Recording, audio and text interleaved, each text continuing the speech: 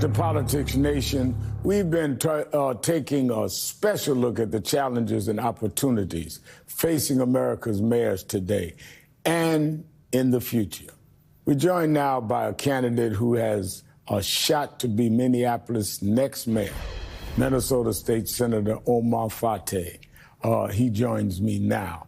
Omar, this week, you won the endorsement from the Minnesota Democratic Farmer Labor Party, or DFL, Minnesota's version of the Democratic Party. What issues do you feel propelled you into winning this endorsement? Thank you so much, Rep, for having me on here. Minneapolis is a city that has been through a lot. It's been through the murder of George Floyd, a global pandemic, an affordable housing emergency, and throughout the entire time, our current mayor has failed to meet the moment. He's blocked and vetoed solutions that would have supported renters, our essential workers, our unhoused neighbors, and he's been set on, rather than protecting the everyday person or people, protecting the status quo. Following the murder of George Floyd, he's pledged to reform public safety, but 5 years later, there's still no plan. In 2017, when he originally ran for mayor, he promised to end homelessness by 2022, but right now there are more folks that are unhoused than when he took office. He's promised to stand with our immigrants and our workers, but he sided with Uber, he vetoed rideshare and labor protections, and he had MPD collaborate with ICE in targeting our immigrant communities. So this election has always been about who would the people trust to lead at this time, and we need leadership that is rooted in both compassion and justice, not just performative politics. Now, you beat out the incumbent mayor, Jacob Frey, for the DFLS's endorsement. He has vowed to challenge the result.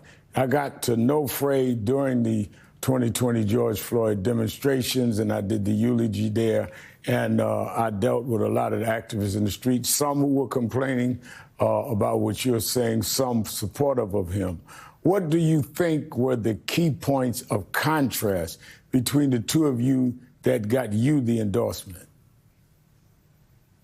Well, I'm honored to be the DFL endorsed candidate.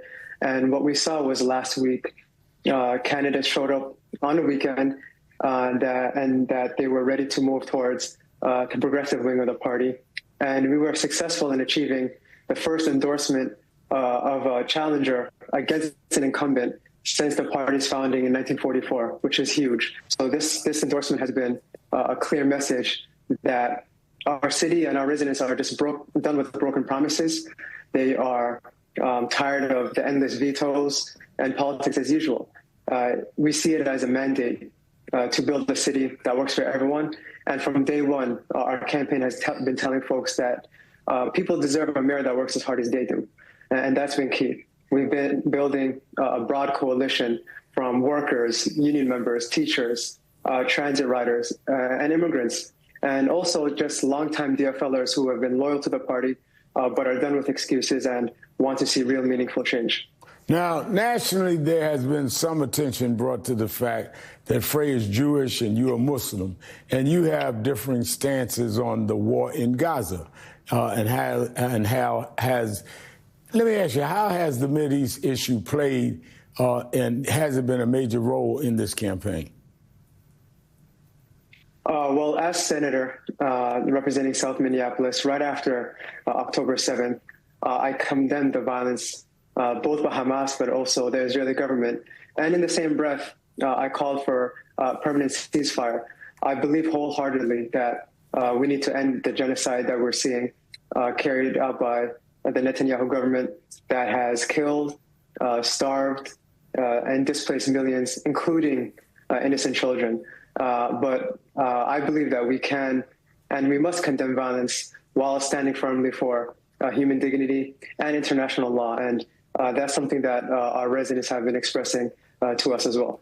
And one can be anti-Netanyahu without being anti-Israel. But many people are comparing you to Zohran Mamdani in New York, who is also young, Muslim, and democratic socialist, sometimes as a compliment and, you know, as you would know, other times as an attack. What do you think about that comparison between you and Zohran? Well, Zoran's win was not only making huge waves in New York, but here in Minneapolis and across the country. I think it's important for the Democratic Party going forward to make a decision on what kind of party it wants to be, not only in our local mayor elections that we're seeing, but in the midterms and beyond. What we're seeing in our local elections nationally is that this is the type of catalyst moment that we need right now to bolster not just democratic organizing, but participation across the country, especially when Republicans made huge strides last election in gaining the trifecta, the presidency, as well as both chambers of Congress. The amount of support we've seen from every corner of the city has been energizing, especially since we've gotten endorsed last week. We've seen a huge momentum in fundraising. We've gotten over 1,200 people signing up to volunteer to door knock. So we're seeing unprecedented levels of participation and energy behind this campaign. Let me ask you this. As you know, I was very much involved in the George Floyd case, starting there in Minneapolis, from the eulogy to the marches we had, and I've been back and forward. A lot of my journey has been around public safety and police brutality. Have you seen any change in policing 5 years later since what happened to George Floyd that caused one of the great movements that we've seen in American history?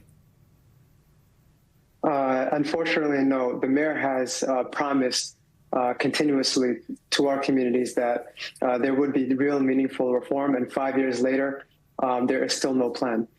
Just last week, we learned that the officer that shot and killed Amir Locke was also quietly promoted to a training role in the Minneapolis Police Department. And when the press found out, Mayor Frey backed up his chief and defended the decision, which was hurtful.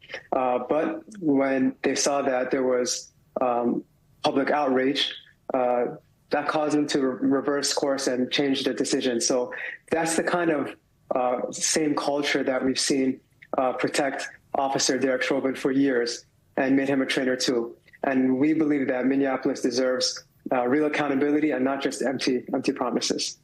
All right, Omar Fateh, candidate for mayor of Minneapolis, thank you for being with us, and we will reach out to Mayor Frey and have him on the show in the near future. Up next, my final thoughts. Stay with us.